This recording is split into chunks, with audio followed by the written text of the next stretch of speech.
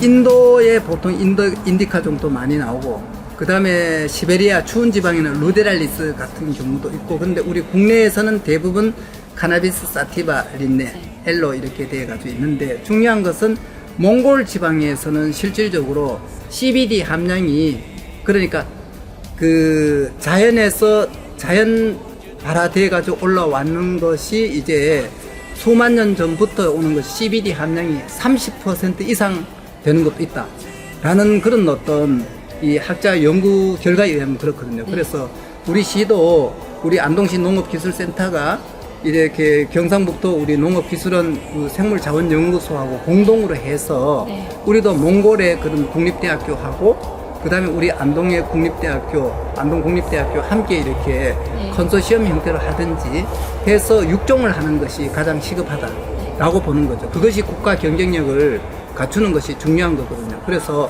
CBD 함량이 높은 것, 이것을 우리가 개발해서 농가에 보급하는 것, 그것이 우리가 가장 중요하다. 농가 소득 증대도 되고 대마 산업 활성화에 기여할 것을 그렇게 생각되거든요. 그래서 계속 육종 연구를 지속적으로 했으면 참 좋겠다.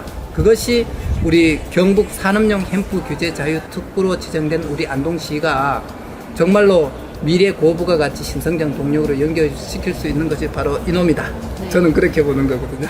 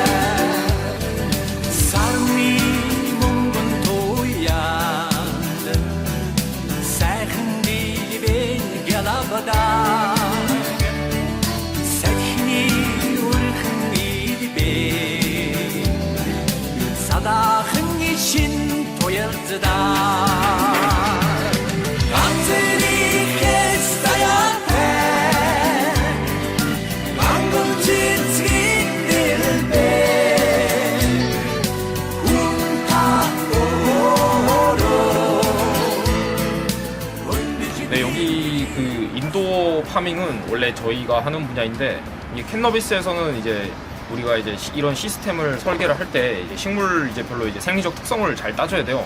이제 캔너비스 같은 경우에는 뭐 다른 조건보다는 아무래도 상대적으로는 이제 비제에 굉장히 민감합니다, 이 친구는. 그래서 우리가 예를 들어서 개발을 유도한다. 어느 정도 생육이 되고 이제 꽃을 이제 받을 때가 됐다. 사이클이 그렇게 됐다 하면은 이렇게 이제 일장 주기라고 하루에 빛을 몇 시간 주는지 이제 이거를 조절을 해서 그걸 이제 유도를 할 수 있습니다. 그리고 둘째로 중요한 거는 이제 빛의 세기. 이게 되게 중요한데 뭐 수많은 분들이 뭐 광질, 예를 들어서 뭐 빨간 빛을 더 주면 어떻게 될까, 파란 빛을 더 주면 어떻게 될까, UV를 좀 더 조사를 해주면 어떻게 될까, 이것도 저는 굉장히 훌륭한 연구 테마라고 생각을 하지만 그것보다는 일단 광량은 무조건 채워야 되거든요. 우리도 밥 먹을 때 덜 먹으면 안 되지 않습니까? 식물도 광합성이 되게 중요하기 때문에 일단 그런 부분 먼저 이제 시스템적으로 갖추고, 그 다음에 뭐 저희한테 뭐 우리도 대마 한번 키워보려고 하는데 뭐 이런 시스템이 필요하다라고 말씀하시면 저희가 턴키 비즈니스로 구현도 해드리는 작업도 하고 있습니다. 여기 보시는 이제 관수 방식은 여러 개를 사실 선택을 할 수 있어요. 이제 인도 파밍을 할 때는 이제 많이들 이제 본인 식물 공장의 그 이제 NFT, 그러니까 파이프에다 물을 넣어서 뿌리만 살짝 닿게 하는 그런 식으로도 할 수 있지만은 이제 그것보단 저희는 이제 이런 점적 관수 형식을 이용을 하는데, 점적 관수란 거는 이렇게 여기 라인 따라서 물이 지나가면서 한 방울씩 똑똑 식물에 떨어뜨려 주는 거예요. 이게 굉장히 용이한 점은 하루에 이제 관수량 한 주당 몇 밀리리터, 몇 리터를 줄 수 있는지 우리가 좀 이제 시스템이 좀 보장이 좀 되기 때문에 좀 그거를 의도대로 좀 줄 수 있고, 둘째로는 관리 소요가 적습니다. 그래서 우리는 이 방법을 택하고 있어요. 뭐 여러 가지 관수 방식으로 봤을 때도 뭐 이제 완전 이제 순수 수경으로 키우나 이제 이런 뭐 점적 관수로 키우나 사실 뭐 나중에 캐모 프로파일러 봤을 때는 큰 차이는 없습니다.